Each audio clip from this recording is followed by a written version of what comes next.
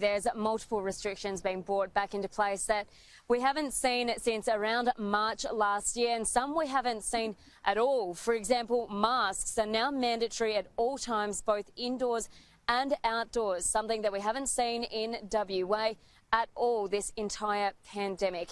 There are stay-at-home orders for everyone in Perth, the Peel and the southwest regions. The only reasons we are allowed to leave our homes are for work, if it can't be done at home, for essential shopping and medical and health appointments or reasons, and also for 1 hour's exercise, which is allowed every single day. Now, today is going to be a particularly difficult day. We've already heard of lines, queues forming at testing clinics right across Perth after this security guard who is at the epicentre of this latest outbreak visited a range of venues right across Perth, causing a mass rush for people to get tested and to isolate.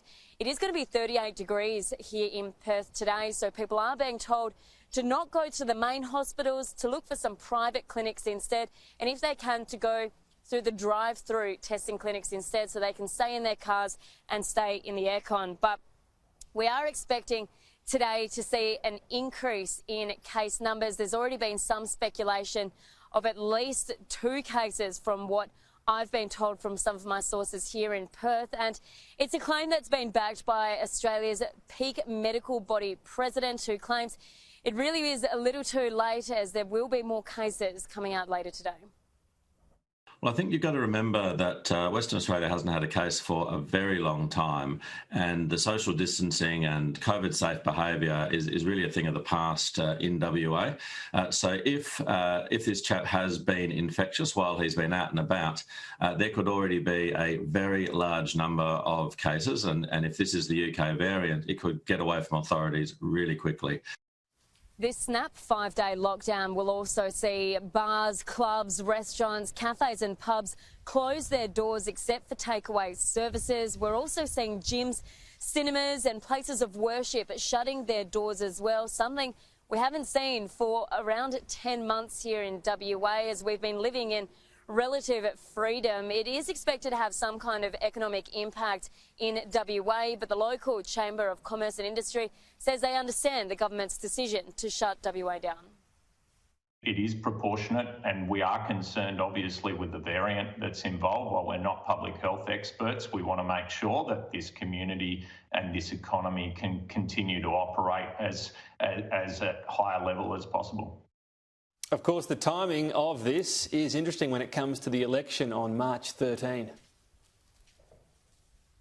That's exactly right. The writs were actually meant to be issued on Wednesday. That is still going ahead from what I understand, but both the Liberal and the Labor Party here in WA have decided to put a pause on state election campaigning during this 5-day lockdown.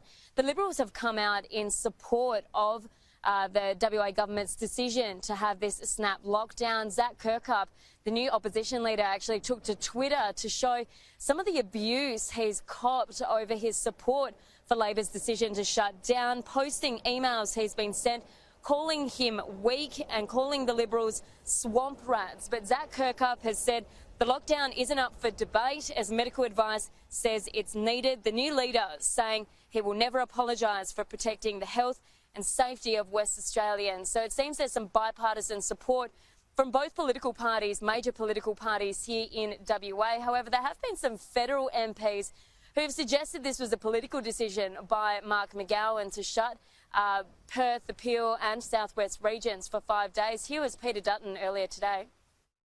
WA has taken a very stern approach to their border arrangements from the start, and as we saw in Queensland in the run-up to an election, there was, I think a bit of panic by Anastasia Palaszczuk at the moment, at that time, and then if you look at what's happening today, post-election, there's a more reasonable, more measured approach, and WA is going into an election in March, so there's all of that dynamic as well. Premiers don't want viruses getting away, and the state to be in a lockdown over an election period.